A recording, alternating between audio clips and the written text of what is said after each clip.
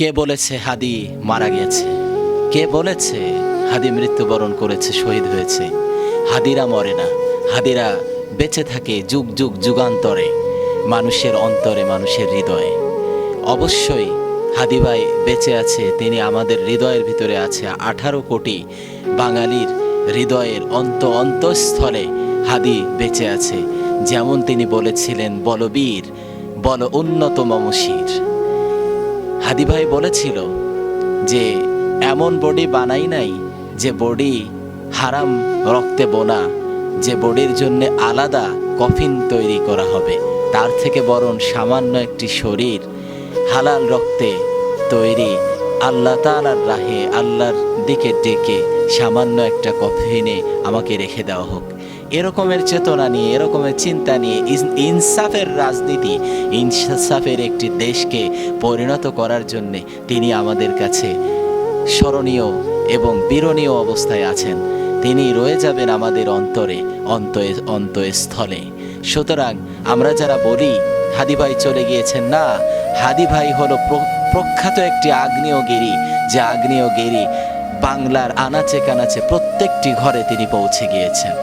আর আল্লাহ তাআলাকে তাকে সম্মানিত করেছেন। এই সম্মান এমন পর্যায়ে গিয়েছে যে হাজার হাজার লক্ষ জনতা, কোটি জনতা আজকে তার জন্য কান্নাকাটি করছে।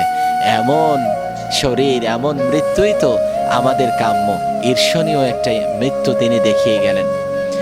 এর মাধ্যমে আমরা অনেকে বলছি হাদি ভাই শহীদ হয়েছেন কিনা, হাদি ভাই শহীদ হলো কিনা। তিনি শহীদ নন, অবশ্যই তিনি শহীদ। কেননা তার চেতনা ছিল, তার চিন্তা ছিল একমাত্র আল্লাহ তাআলাকে খুশি করার জন্যে, মানুষের ভিতরে সাম্য অর্জনের জন্যে, মানুষের ভিতর থেকে হিংসা বিদ্বেষ দূর করে দিয়ে তিনি ইনসাফের একটি সমাজ দেখতে চেয়েছিলেন।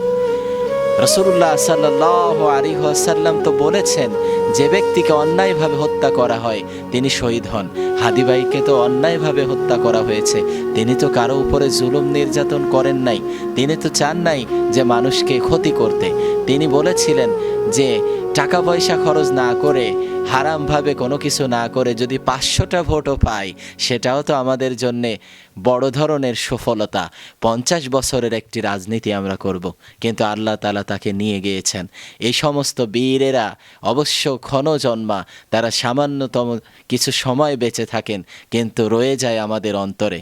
সুতরাং আমরা হাদি ভাইয়ের মাগফিরাতের জন্য প্রতিনিয়ত দোয়া করব।